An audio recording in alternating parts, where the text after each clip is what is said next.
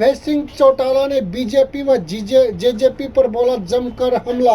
जी हाँ दोस्तों, जुलाना क्षेत्र की बड़ी खबर से हम आपको रूबरू करवा रहे हैं, जहां जुलाना में हल्का स्तरीय कार्यकर्ता बैठक लेने के लिए इनेलो नेता अभय सिंह चौटाला जुलाना की ब्राह्मण धर्मशाला में पहुंचे। उन्होंने 25 तारीख को रोहतक में होने वाली चौधरी देवीलाल जयंती कार्यक्रम के लिए लोगों को निमंत्रण दिया और कहा कि यह भाजपा की सरकार तीसरी बार कैसे बन गई, यह तो दूसरी बार भी बनने के लायक नहीं थी। दूसरी बार ही हरियाणा की जनता ने मन बना लिया था कि बीजेपी को सत्ता से बाहर करना है। केवल 40 सीट ही जीत पाई थी, लेकिन 10 सीट आप लोगों ने ऐसे लोगों को जिता दी जो यह कहते थे कि भारतीय जनता पार्टी के हाथ तो खून से रंगे हुए हैं, जो यह कहते थे कि हम इसको जमुना पार करके आएंगे। उन लोगों ने आपके साथ विश्वासघात करके भारतीय जनता पार्टी की दूसरी बार भी सरकार बनवा दी। आप लोगों के साथ उन्होंने धोखा किया और विश्वासघात किया। जिन लोगों ने आपके साथ विश्वासघात किया, तीसरी बार आप लोगों ने उन्हें सबक सिखाने का काम कर दिया। उन्होंने कांग्रेस पर निशाना साधते हुए कहा कि तीसरी बार आप लोगों ने बीजेपी की सरकार नहीं बनाई, प्रदेश की जनता तो कांग्रेस की सरकार बनाना चाहती थी। आप लोग तो कांग्रेस को ही जिताना चाहते थे, लेकिन भूपेंद्र सिंह हुड्डा ने एक षड्यंत्र के तहत बीजेपी को सत्ता में लाना चाहा और हुड्डा के खिलाफ बीजेपी ने एक FIR दर्ज कर दी। हुड्डा को डराया गया और फिर उसने भाजपा के नेताओं से संपर्क करना शुरू कर दिया।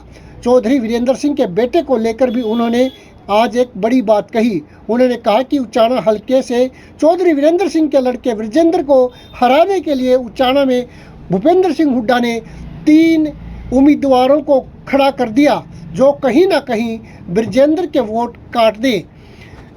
उसका नतीजा यह निकला कि ऐसा व्यक्ति जीत गया जो भारतीय जनता पार्टी की टिकट लेकर आया था।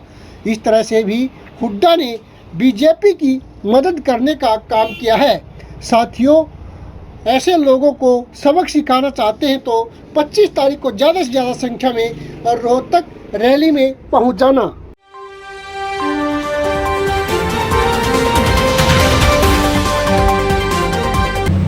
ये भारतीय जनता पार्टी की सरकार तीसरी दफा प्रदेश में कैसे बढ़ी?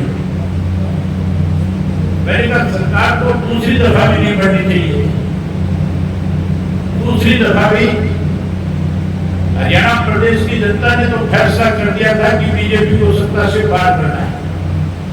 केवल 40 सीट जीत पाएगी बीजेपी, लेकिन 10 सीटें आप लोगों ने ऐसे लोगों को जिता दी थी जो कहीं कहते तो ये थे कि भारतीय जनता पार्टी के हाथ खून से दस्तखत है, जो ये कहते थे कि हम इसको जमुना पार करके आएंगे। जब आप लोगों ने उनका हौसला बढ़ा दिया, उनको 10 सीटें जीत करके दे दी, तो उन लोगों ने आपके साथ विश्वासघात करके और भारतीय जनता पार्टी की दूसरी बार सरकार बना दी।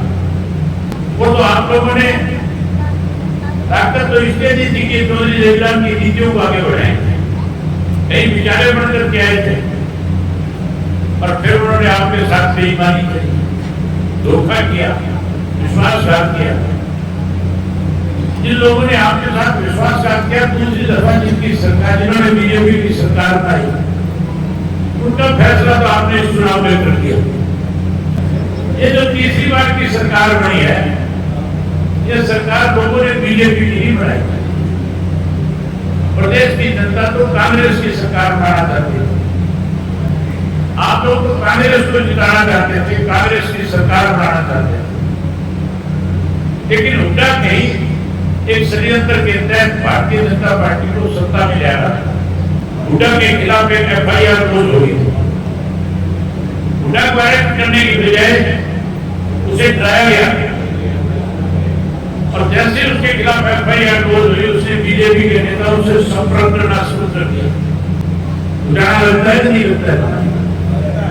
उठाने में टिकट मिली वीरेंद्र सिंह के लड़के को। भूपेंद्र सिंह हुड्डा ने 3 और कैंडिडेट ऐसे खड़े कर दिए जो कहीं ना कहीं उस ब्रजेंद्र के वोट काट रहे थे। तेरे देश नहीं करे थे 3 खड़े, तो 3 खड़े कर दिया, उसका नतीजा ये निकला ये ऐसा व्यक्ति जीत गया जो भारतीय जनता पार्टी की टिकट लेकर के आया। इस तरह से भी इसने मदद करने का काम किया। ऐसे लोगों को सबक सिखाना चाहते तो साथियों उस समय नहीं होगा, फिर 25 तारीख को ज्यादा से ज्यादा संख्या में आ जाएगा। रोहतक में जाके